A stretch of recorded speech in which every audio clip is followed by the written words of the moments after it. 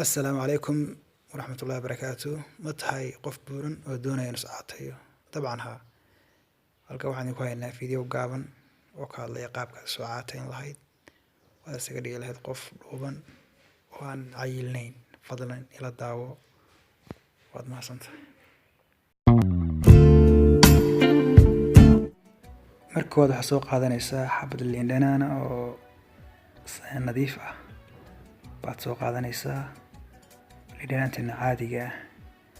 kadibna mindi ayaa soo qaadanaysaa, waa jarjaraysaa.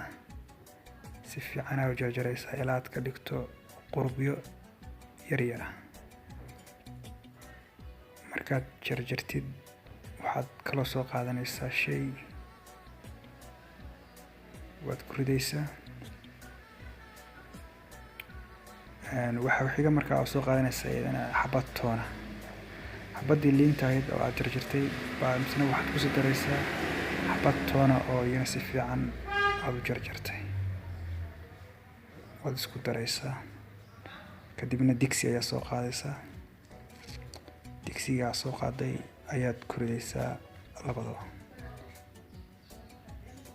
waxaad soo qaadaysaa galaas biyo ama koob biyo baa soo qaadaysaa, waad ku shubaysaa.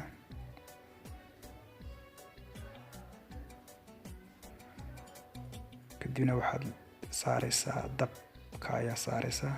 dabka haysto noocduna ahaado ayaad saaraysaa.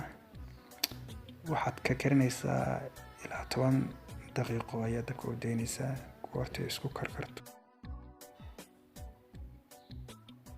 iyo waa shaandhaynaysaa. shaandhaa soo qaadanaysaa iyo galaas. si fiican u shaandhay.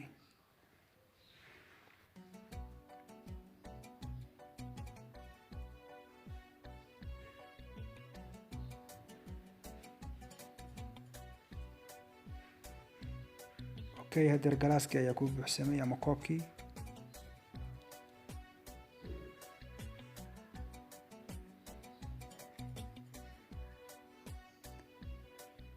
kadibna waxaad soo qaadanaysaa malab ayaa soo qaadaysaa. malabka aad soo qaaday biyihii aad karkarisay iyo liintii iyo toontii ayaa waxaad ku daraysaa malgacad malab ah ama qaado malab ah ayaad ku daraysaa. qaado malab ah ku daraysaa. waad ku walaaqaysaa.